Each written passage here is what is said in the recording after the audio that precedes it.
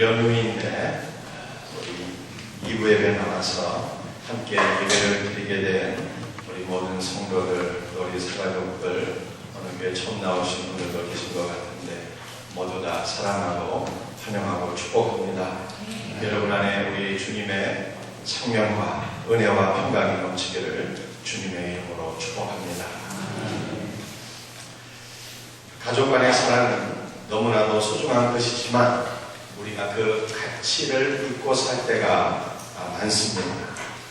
마찬가지로 기독교에 있어서 성령님은 삼위일체의 제3위에 해당되시고 온 천하 만물을 창조하셨으며 이 땅에 교회를 세워주셨고 늘 우리와 동행하면서 믿음과 은혜와 소망을 주시는 분인데 우리가 성령님에 대해서 너무 무지하고 성령님의 가치를 잘 알지 못하는 경우가 많이 있습니다. 예수님은 부활 승천하실 때 제자들에게 다음과 같은 명령을 내리셨습니다. 볼지어다 내가 내 아버지께서 약속하신 것을 너희에게 보내리니 너희는 위로부터 능력으로 입혀질 때까지 이 성에 머물라. 아버지 하나님께서 약속하신 것은 요엘서 2장에 기록된 말세의 남녀 종들에게 성령을 부어주시는 것입니다. 따라서 예수님은 제자들에게 너희가 아버지께서 약속하신 성령의 능력을 받을 때까지 예루살렘에 머물라 말씀하신 것입니다. 그런데 오늘 1절 말씀을 보면 아버지의 그 약속하신 성령의 강림이 언제 이루어졌습니까? 오순절에 성취되었습니다. 오순절은 50일째라는 의미를 갖고 있는데 이 오순절은 두 가지 의미를 갖고 있는 아주 중요한 절기입니다. 하나는 농업적인 의미이고 또 다른 하나는 역사적인 의미입니다. 농업적인 의미에서 오순절은 어떠한 절기입니다. 이스라엘은 4월 중순부터 6월 초까지 보리와 밀을 추수합니다. 보리와 밀을 추수하는 것과 관련된 절기가 초실절, 칠칠절, 오순절입니다. 그런데 이 세 가지의 절기는 초실절, 칠칠절, 오순절은 각각의 절기가 아니고 크게 모아서 하나의 절기입니다. 초실절은 이스라엘의 전역에서 가장 먼저 익은 곡식을 성전에서 하나님께 드리는 절기입니다. 이스라엘은 보리와 밀을 심는데 보리가 먼저 익게 됩니다. 따라서 이스라엘에서 가장 먼저 익은 보리로서 그 첫 열매를 드리는 절기가 초실절입니다. 초실절 이후에 칠칠절이 이어집니다. 칠칠절은 49일 동안 이어지는 절기입니다. 49일 동안 이스라엘 백성들은 자신이 농사한 보리와 밀의 첫 열매를 하나님께 드리게 됩니다. 오순절은 칠칠절이 다 끝난 그 다음 날, 즉 50일째 되는 날입니다. 이날은 이스라엘에서 추수가 끝나는 날입니다. 오순절에는 성전에서 이스라엘에서 마지막 추수한 밀로서 하나님께 제사를 드립니다. 이때 개인은 제사장과 이웃과 가난한 자들을 초대해서 밀로 된 빵 2개를 나누어 주게 되며 축제를 하게 됩니다. 결론적으로 초실절, 칠칠절, 오순절은 크게 모아 하나의 절기인데 보리와 밀을 추수하고 하나님께 감사를 드리는 절기입니다. 역사적인 의미에서 오순절은 어떤 절기입니까? 오순절은 출애굽한 지 50일째 되는 날이라는 의미입니다. 모세는 출애굽 이후 50일째 되는 날 시내산에 올라가서 하나님께로부터 율법을 받게 됩니다. 이것을 기념하는 절기가 오순절입니다. 오순절에는 이스라엘 백성들이 제사장과 가난한 이웃을 초대하여 밀로 된 빵 2개를 나눠주며 축제를 즐겼다고 말씀드렸습니다. 이 밀로 된 빵 2개는 십계명을 기록한 모세의 돌비 2개를 상징하는 것입니다. 그러므로 오순절에는 추수와 하나님의 말씀이라는 중요한 두 가지 의미가 들어있습니다. 정말 놀라운 것은 기독교 선교의 첫 열매로서 3,000명의 영혼을 추수하는 하나님의 역사가 있었다는 것입니다. 3,000명의 영혼이 구원받는 위대한 추수는 성령의 강림으로 이루어졌습니다. 성령께서는 사도들에게 능력을 부여해 주셨습니다. 성령의 능력을 받은 사도들이 하나님의 능력으로 복음의 말씀을 증거하게 될 때 그들이 예수를 믿어 구원받는 영원 구원의 역사가 이루어지게 되었습니다. 오순절은 성령께서 강림하시고 곡식을 추수하는 절기에서 영혼을 추수하는 절기로 바뀌게 된 것입니다. 농부가 곡식을 추수하려면 낫이 필요합니다. 그러나 영혼을 추수하려면 무엇이 필요할까요? 말씀의 낫이 필요합니다. 성령께서는 말씀의 낫을 통해서 믿음을 주십니다. 영원 구원의 위대한 역사를 이루십니다. 그래서 사도 베드로는 이렇게 말씀했습니다. 너희가 거듭난 것은 썩어질 씨로 된 것이 아니요 썩지 아니할 씨로 된 것이니 살아있고 항상 있는 하나님의 말씀으로 되었느니라. 베드로가 고넬료 집안에 찾아가 복음을 증거할 때 말씀을 듣는 모든 이들에게 하나님의 성령께서 임하셨습니다. 성령께서는 말씀의 낫을 통해서 고넬료 집안의 모든 영혼을 구원하시고 나아가 이방인 성교의 문을 활짝 열어주신 것을 믿으시기를 바랍니다. 예수님은 공생애를 시작하실 때 세례를 받으셨습니다. 그때 예수님은 하나님의 성령으로 충만함을 받으셔서 온 인류의 구원자로서 영원 구원의 사역을 감당하셨습니다. 오늘 본문은 초대교회 120명의 성도들이 성령으로 충만하게 되어 성령의 능력으로 무장하게 되어 영원 주세의 사명을 감당하게 된 것을 우리들에게 증거하고 있습니다. 우리도 마찬가지입니다.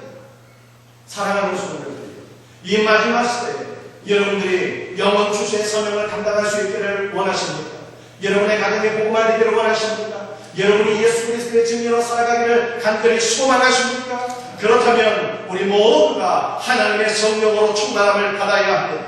예수님도 사도들도 성령의 충만함으로 영원구원의 사명을 감당하게 되었습니다. 우리도 성령으로 충만하게 되어서 하나님의 능력으로 사명을 감당하는 복된 교회 일꾼들이 될 수 있기를 예수님의 이름으로 축원합니다. 오늘 본문 말씀 2절부터 4절을 보면 오순절에 하나님의 성령이 120명의 성도들에게 임하셨을 때 세 가지 초자연적인 표적이 수반되었습니다. 성령께서 임하셨을 때 나타난 세 가지 초자연적인 표적은 무엇입니까? 여러분 오늘 본문 말씀 2절을 보시기를 바랍니다. 호련히 하늘로부터 급하고 강한 바람 같은 소리가 있어 그들이 앉은 온 집에 가득하며 오순절에 성령께서 임하셨을 때 하늘로부터 급하고 강한 바람 같은 소리가 내려와 그들이 앉은 온 집에 가득하게 되었습니다. 120명의 성도들에게 임하신 성령은 바람이 아니라 바람 같은 소리였습니다.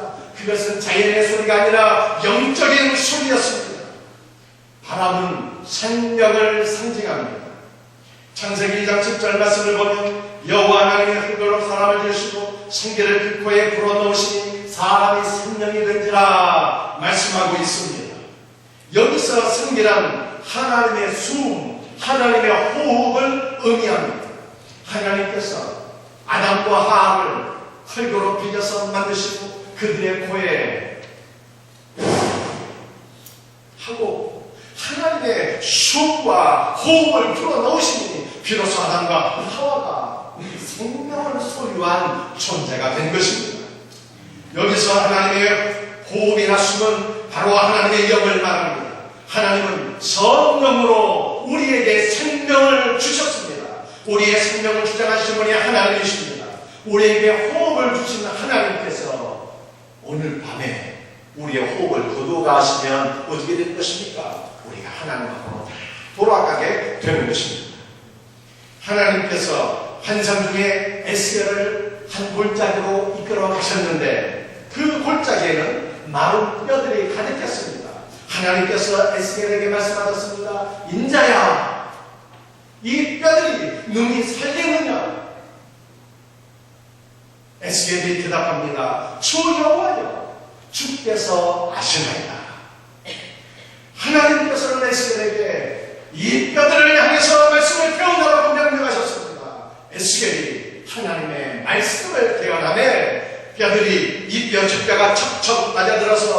뼈들이 서로 연결되었습니다.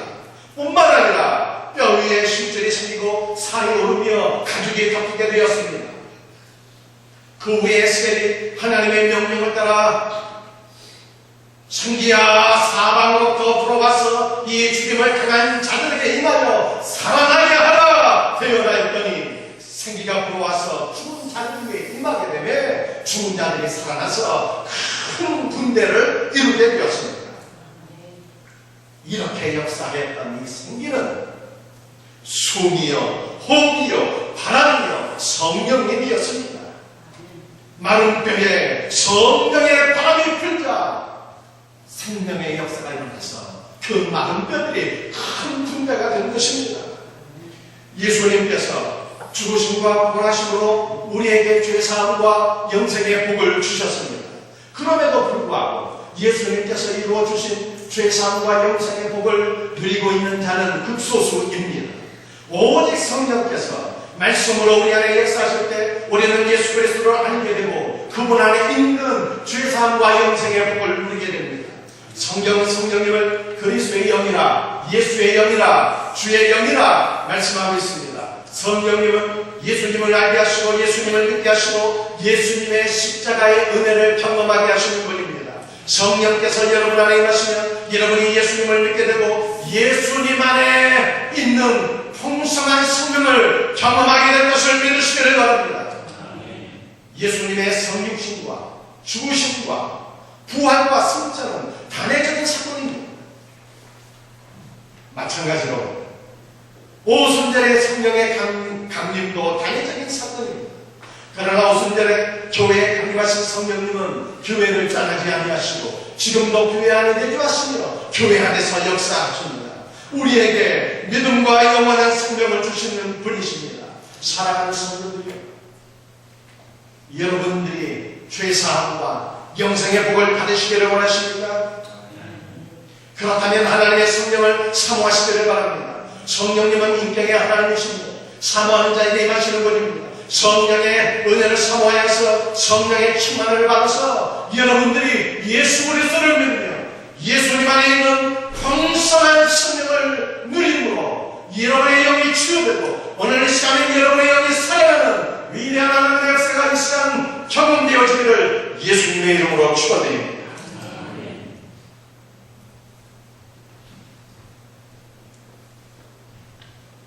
오늘 본문 말씀 3절 한번 보시겠습니다. 마침 불의 혀처럼 갈라지는 것들이 그들에게 보여 각 사람 위에 하나씩 임하였더니 오순절에 성령께서 강림하실 때 불의 혀처럼 갈라지는 것이 나타나 각 사람에게 임했습니다. 이 불은 자연적인 불이 아니라 영적인 불이었습니다. 바람은 생명을 상징하지만 불은 정화를 상징합니다. 선지자 이사야가 하나님의 성전에 올라가 기도하게 될 때 성전 안에서 그는 거룩하신 하나님의 임재를 경험하게 되었습니다. 하나님의 영광스러운 임재 앞에서 선지자 이사야는 이렇게 고백했습니다. 화로가 나 연방하게 되었도다. 나는 입술이 부정한 사람이요 나는 입술이 부정한 백성 중에 고초하면서 만군의 여호와이신 만왕의 왕을 배웠음이로다. 그때 천사 중 하나가 재단의 숯불 하나를 가지고 날아와서 이사야의 입술을 찢으면서 이렇게 말했습니다.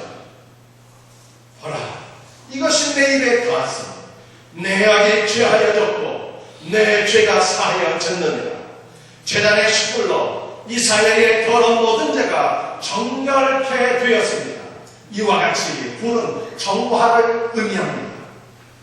성경은 의인은 없다니 하나도 없다고 말씀하고 있습니다. 모든 사람이 다 하나님 앞에서 죄인입니다. 우리 안에 있는 죄는 얼마나 근신이 강력한지 인간의 의지와 결단으로서는 우리를 사로잡고 있는 그 죄의 결박을 끊어버릴 길이 없습니다. 어떤 사람은 성적인 욕구에 사로잡혀서 늘 범죄하고 고통을 당합니다. 어떤 사람은 그 마음 안에 미움과 분노가 가득해서 고통을 받고 있습니다.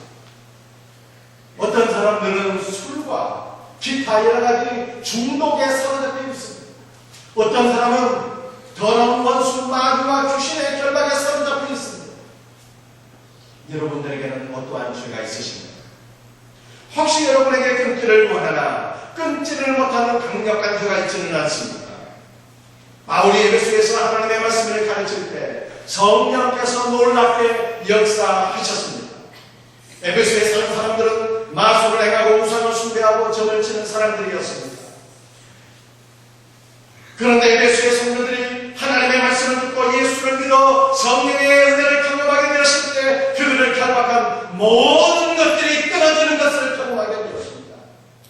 에베소 성도들은 성령의 은혜로 자신을 사로잡았던 마술책을 모으고 그것들을 다 불살고 우상 숭배와 잠술과 마술에서 떠나게 된 것을 믿으시기를 바랍니다. 성령의 역사는 회개의 역사입니다. 죄로부터 떠나게 하는 역사입니다. 오늘 본문 말씀 38절 말씀을 보면 너희가 회개하여 각각 예수 그리스도의 이름으로 세례를 받고 죄사함을 받으라 그리하면 성령의 선물을 받으리라 말씀했습니다. 죄를 회개할 때 성령께서 역사하십니다. 성령께서 임하시면 더욱더 강력한 회개의 역사가 일어나게 됩니다.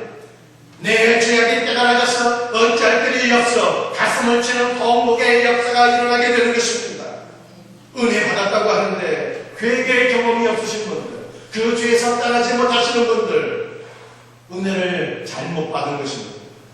성령을 받아야 죄에서 청결하게 됩니다. 성령을 받으시길 바랍니다. 성령을 받으면 여러분은 얼감의 모든 죄의 결박들이 끊어지게 됩니다. 여러분들이 죄사함을 받고 죄에서 따르는 하나님의 거룩함의 역사가 임하게 될 것을 믿으시길 바랍니다.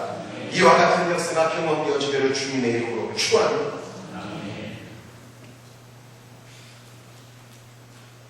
오늘 본문 말씀 4절을 읽겠습니다. 여러분들이 한번 크게 한번 읽어보세요. 시작.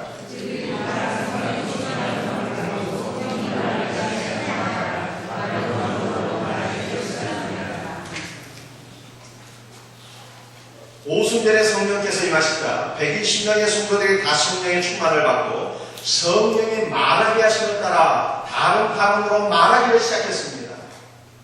오늘 본문 말씀은 특별히 이 세 번째 표적에 대해서 집중적으로 우리들에게 말씀하고 있습니다. 오늘 이 시간 여러분들이 마음의 문을 활짝 열으시고 여러분들 눈을 뜨시고 저를 바라보시고 이 말씀에 집중하여 은혜 받기를 바랍니다. 방언이란 한 지방의 사투리를 의미하는데 성령을 받은 성도들이 말한 방언은 사투리가 아닌 다른 언어를 의미합니다. 말을 할 때는 대상이 있어야 하는데 성령을 받은 사람들이 말할 때 그 말을 들은 대상들은 누구입니까? 오전 말씀을 보면은 그때 경건한 유대인들이 천하 각국으로부터 와서 예루살렘에 머물러 있더니 말씀하고 있습니다. 성령을 받은 사람들이 다른 언어로서 말할 때 그것을 들은 사람들은 천하 각국에서 온 경건한 유대인들이었습니다. 이들은 오순절에 예루살렘에 머물고 있었으나 예루살렘에서 태어난 사람들은 아니었습니다. 이들은 지중해 유역을 중심으로 로마에 지배하여 있던 각 나라들에서 온 사람들입니다. 이들은 유대인들이었으나 유대인 1세대들이 아니고 흩어진 유대인들, 유대인 2세대, 3세대, 4세대 사람으로서 이미 본국어인 히브리어를 다 잊어버리고 다른 언어를 구사하는 국제적인 사람들이었습니다. 그런데 각국에서 몰려온 경건한 유대인들이 사도들이 성령을 받아 각 나라의 언어로 하나님의 큰 일을 말하는 것을 듣게 되었습니다. 120명의 성도들 가운데 사도들은 정통 히브리어도 제대로 구사하지 못하고 즉 사투리를 사용하는 갈릴리의 촌사람들이었습니다. 그런데 이런 사도들이 히브리어가 아니라 각 나라의 언어로 하나님에 대해서 말하게 될 때 천하 각국에서 몰려온 그는 무엇을 당황하게 되어서 이 어찌된 일인가? 이들이 대낮부터 세수에 취하게 된 것은 아닌가 하면서 의와 서로 당황하여서 서로에게 묻게 되었습니다. 그러나 그들은 성령의 초자연적인 능력으로 그들의 모국어가 아닌 다른 나라의 언어로 말을 하는 것입니다.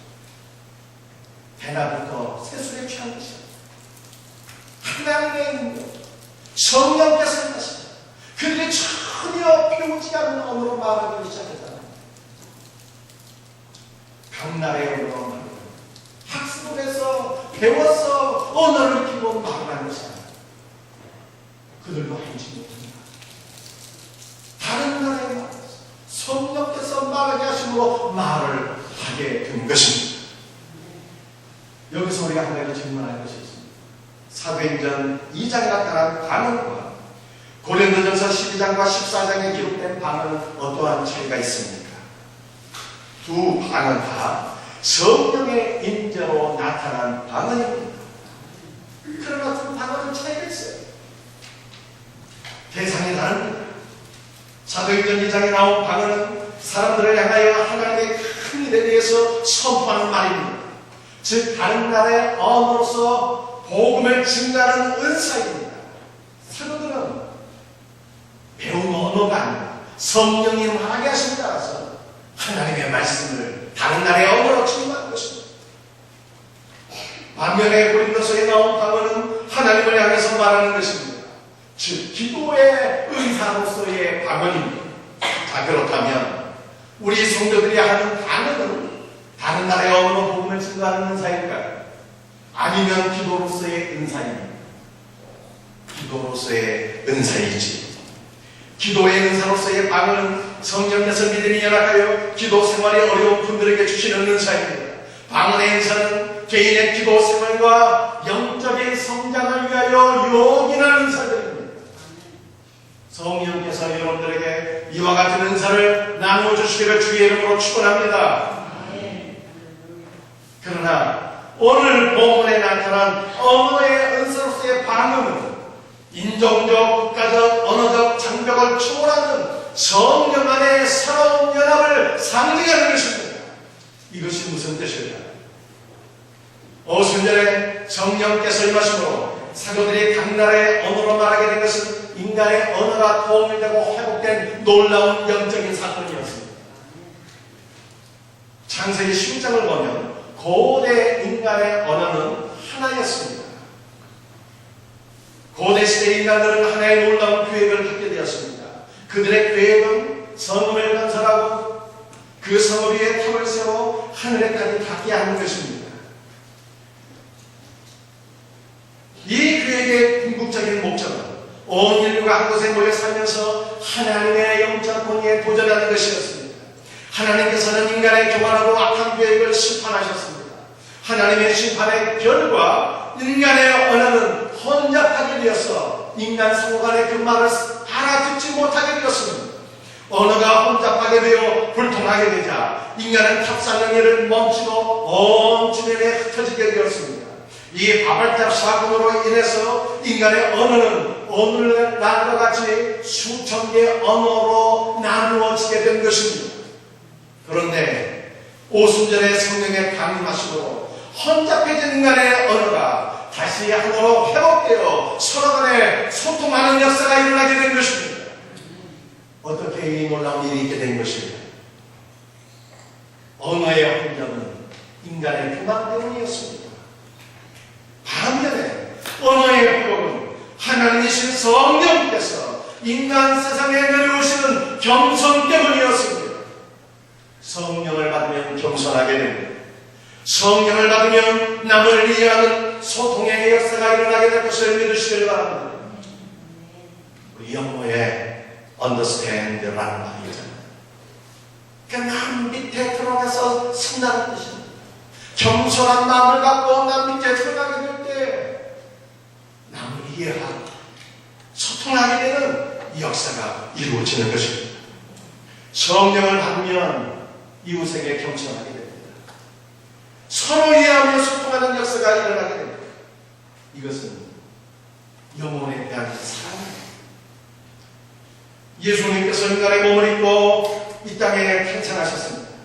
이것은 예수님의 낮아지심이었어요. 하나님이신 예수님께서 인간의 몸을 입고 이 땅에 오심으로 그는 우리의 연약함과 모든 고통을 이해하셨습니다. 뿐만 아니라 우리의 모든 죄와 연약함을 짊어지시고 십자가에 운명하심으로 하나님과 우리를 하나 되게 하셨습니다. 뿐만 아니라 예수 그리스도의 십자가 안에서 온 일과 하나가 되게 하셨습니다.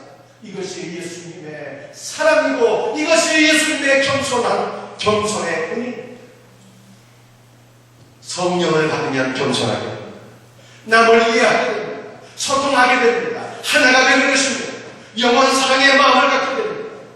은혜 받았다고 하면서 겸손함이 없는 분들, 형제자매를 이해하지 못하는 분들, 공동체 안에서 하나가 되지 못하시는 분들, 은혜 잘못 받은 것입니다. 진정 은혜를 받으면 겸손하게 되고 소통하게 되고 영원 사랑의 마음이 막 불붙게 되는 것입니다. 여러분 심령 안에 성령의 면으로 영원 사랑의 마음이 불붙게 되기를 예수님의 이름으로 축원합니다. 오순절에 성령의 역사로 인한 번호의 회복은 장차 하나님의 나라에서 이루어지게 될 위대한 역사를 우리들에게 가시고 보여주는 놀라운 사건이었습니다. 계시록 7장을 보면 강나라와 족속과 백성과 방언에서 아무도 능히 셀 수 없는 큰 무리가 나와 흰옷을 입고 손에 종려 가지를 들고 보좌 앞과 어린 양 앞에 서서 큰 소리로 구속의 은혜를 찬양하게 됩니다. 모든 나라와 백성과 종족들이 하나의 언어로서 하나가 되어서 하나님과 어린 양 되신 예수 그리스도의 구속의 은혜를 찬양하게 됩니다.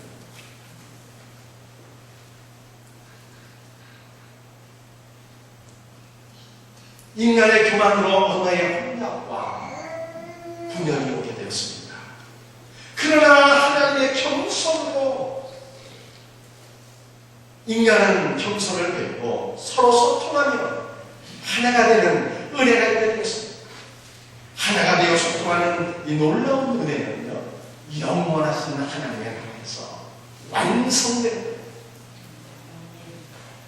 우리 옆 사람과 한번 인사 한번 해봤으면 좋겠습니다. 이렇게 한번 인사해보세요. 어차피 나는 당신과 하나가 될 운명입니다. 이 옆 사람 얼굴 바라보시고 인사해보세요. 어차피 당신과 나는 하나가 될 운명입니다. 여러분들 이것이 무슨 뜻입니까? 우리가 예수를 믿지만 우리 안에 연합함이 있어서 우리의 형제자매 자매를 깨닫고 오해합니다. 그래서 불필요한 갈등도 생기게 되고요. 이 갈등 때문에 서로 간에 미워하고 고통받는 일도 있습니다. 그러나 하나님의 나라에서는 예수 그리스도의 십자가의 그 놀라운 은혜로 인해서 우리 모두가 하나님을 모든 나라와 백성과 종족들이 그 수많은 나라들이 하나가 되어서 모든 백성들이 하나의 공동체를 이루어서 우리를 구속하신 하나님 아버지와 예수 그리스도의 영광을 위해 목소리 크게 찬양하게 되는 것입니다. 그런데 하나님의 나라에서 우리가 이렇게 하나가 되어서 하나님을 찬양하게 됩니다. 그때 이 땅에서 하나가 되지 못하고 얼굴을 붉히고 서로 오해하고 갈등하는 사람들을 만나보세요. 얼마나 무식하겠어요. 얼마나 미안하겠어요. 사랑하는 성도들이, 우리는 어차피 하나가 될 사람들, 우리의 하나되는 아버지의 나라에서 예수님 안에 위대하게 이루어질 그 영광스러운 모습입니다. 어차피 하나가 될 우리 공동체, 우리 마음의 장벽이 아직까지 남아있다면 오늘 시간 성령님의 역사, 여러분들 안에 있는 모든 장벽들이 다 무너지기를 바랍니다. 형제 자매를 용서할 수 있는 은혜가 있기를 바랍니다. 품을 수 있는 은혜가 있기를 바랍니다. 하나가 될 수 있는 은혜가 있기를 바랍니다. 이것이 성령께서 베풀어 주시는 은혜인 것을 믿으시기를 바랍니다. 어떻게 하면 이 놀라운 성령의 은혜를 우리가 누리게 되는 것입니다. 구해야 합니다. 누가복음 11장 13절 말씀, 너희가 갈지라도 좋은 것을 자식에게 줄 줄 알거든 하물며 하늘에 계신 너희 하늘 아버지께서 구하는 자에게 성령을 주시지 않겠느냐 말씀하고 있습니다. 구하는 자에게 주시는 하나님이십니다. 제자들은 예수님의 말씀을 듣고 성령의 은혜를 사모하면서 10일 동안 간구했더니 오순절에 성령께서 그들에게 임재하였다고 말씀하고 있습니다. 오늘 여러분들의 마음에 오늘 활짝 열고 믿음으로 성령의 은혜를 사모하며 구할 수 있기를 바랍니다. 늘 깨어서 기도하는 성도들이 되시기를 바랍니다. 그러므로 오늘 이 말씀에 여러분들이 성령의 충만한 은혜를 경험하면서 예수 그리스도 안에 있는 생명을 누리시고 예수 그리스도 안에 있는 죄사함을 누리시고 예수 그리스도 안에서 하나님을 누릴 수 있는 우리 성도들이 되기를 주의 이름으로 축원합니다. 어떻게 우리가 성령을 받을 수 있습니까? 성령을 받은 120명의 성도들은 하나님의 큰 은혜를 받았다고 오늘 본문에 말씀하고 있습니다. 그들은 하나님께서 얼마나 위대하신 분인지를 선포했습니다. 그분의 위대하심을 높이고 찬양했습니다. 그분이 우리를 위해 행하신 모든 위대한 일들을 증거했습니다. 성령께서는 하나님의 위대하심을 선포하고 찬양하는 자들에게 임하시는 분이십니다. 성령께서는 하나님께서 하신 위대한 일들을 증거하는 자에게 임하십니다. 오늘 이 시간에 우리 모든 성도들이 마음을 다하여 하나님의 위대하심을 찬양하고 선포할 수 있기를 바랍니다. 우리 하나님께서 우리를 위해 행하신 모든 일들, 우리를 장가시고 우리를 구속하시고 우리를 살아가시고 이 날이 때까지 우리가 동행하신 모든 위대한 일들을 기록하면서 그분의 위대하심을 선포할 수 있는 은혜가 있기를 바랍니다. 우리가 이렇게 주님의 은혜를 선포하고 있을 때 오늘 우리 모든 성도들 주의 영으로 충만하게 될 줄 믿으시기를 바랍니다. 다 같이 다 찬양하겠습니다.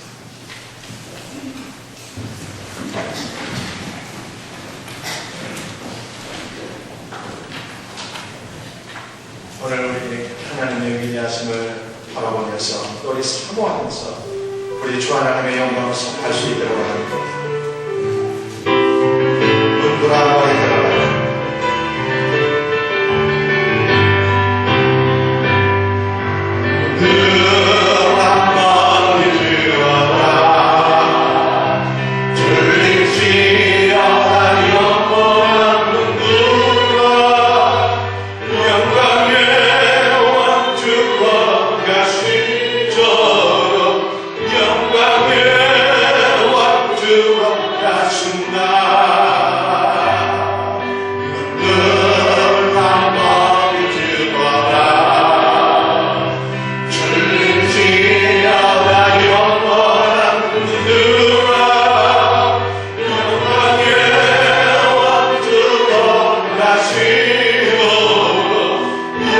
영광의 왕 들어가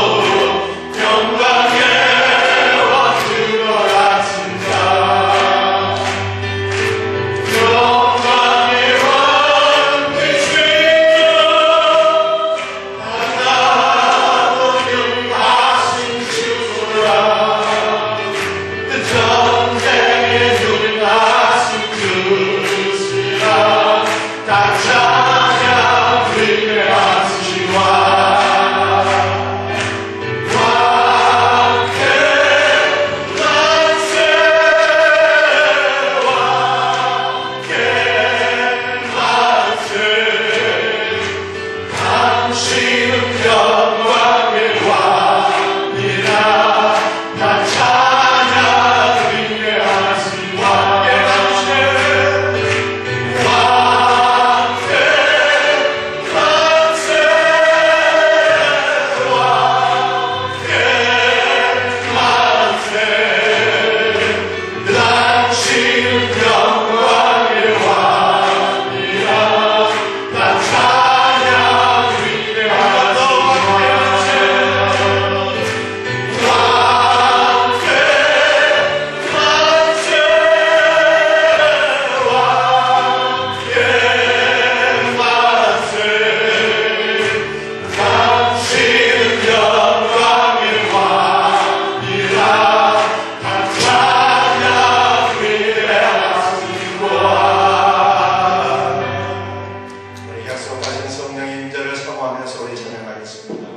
마지막 날에 내가 나의 영으로 모든 백성에게 부어주리라. 마음의 문을 열고 사망을 먹어 찬양 드리기를 바랍니다.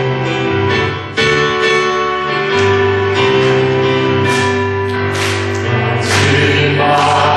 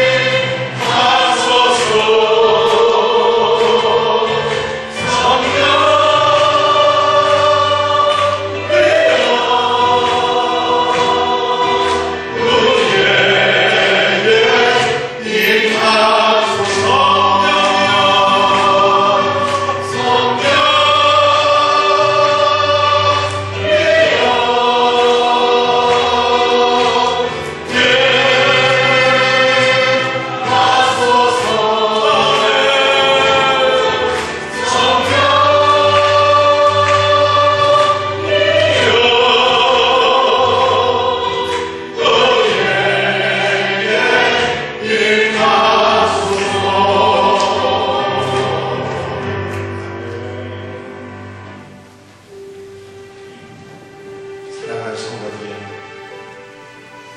오늘 아버지께서 여러분들에게 풍성한 생명을 주시기를 원하십니다.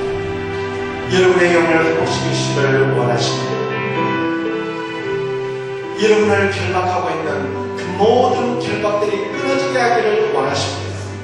우리가 예수 그리스도 안에서 하나가 되기를 원하시는 거예요. 성령께서 임하시는 이 모든 일들이 우리에게 일어나게 될 것입니다. 마음의 문을 여시고 우리 하나님의 영광을 선포하시고 찬양하시고 여러분 우리의 죄를 고백하시면서 성령의 인자를 사모하며 부르짖어 간구하는 약속이 될 수 있기를 원합니다. 여러분들 부르짖어 기도하시기를 원하시는 분들은요 크게 기도해도 좋고 진동으로 기도하기를 원하시는 분들은 그대로 기도하기를 원하셔도 좋습니다. 오늘 이 시간 성령께서 역사하시는 대로 우리가 하나님의 성령을 따라서 기도할 수 있는 이 시간 될 수 있기를 바랍니다.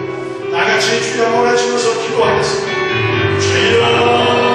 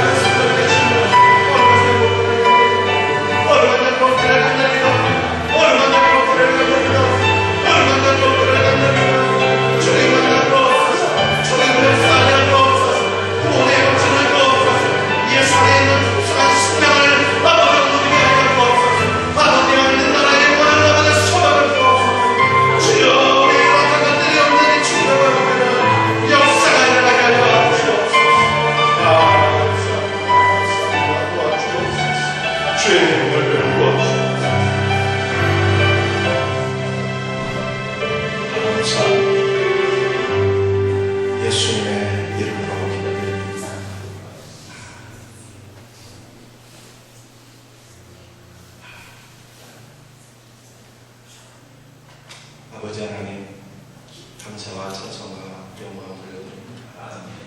이미 오순절에 성령께서 뒤를 인자하셨고 이미 예수를 믿는 성도들에게 우리 성령님 내주하시는 줄 믿습니다.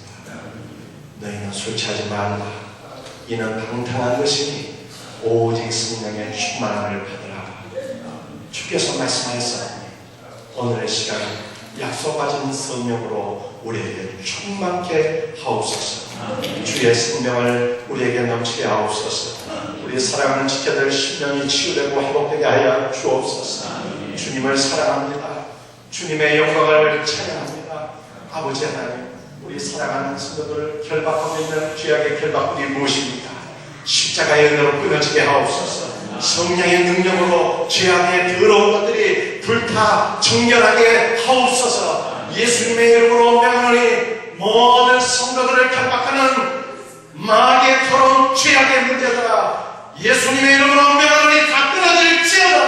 아버지 우리 사랑하는 성도들 예수 안에서 자유함을 얻게 하여 주옵소서. 아버지 우리 사랑하는 성도들 미움의 장벽들이 무너지기를 원합니다. 아버지 예수 그리스도 안에서 하나가 되기를 원합니다. 아버지 하나님의 소통하는 은혜가 있기를 원합니다. 오직 성령으로 충만해서 영원 사랑의 마음이 우리 안에 불타오르게 하여 주시옵소서. 성령께서 역사하시는 공동체가 될 수 있기를 소원하고 아버지 오늘 드려지는 모든 예물들 주님 영광 받아 주옵소서. 하나님 나라 하나님 영광에서 아름답게 귀하게 쓰여지게 하여 주옵소서. 헌신하는 모든 손길들이 약속의 말씀을 따라 복되게 하여 주옵소서. 거룩하신 예수님의 이름 받들어 기도드립니다.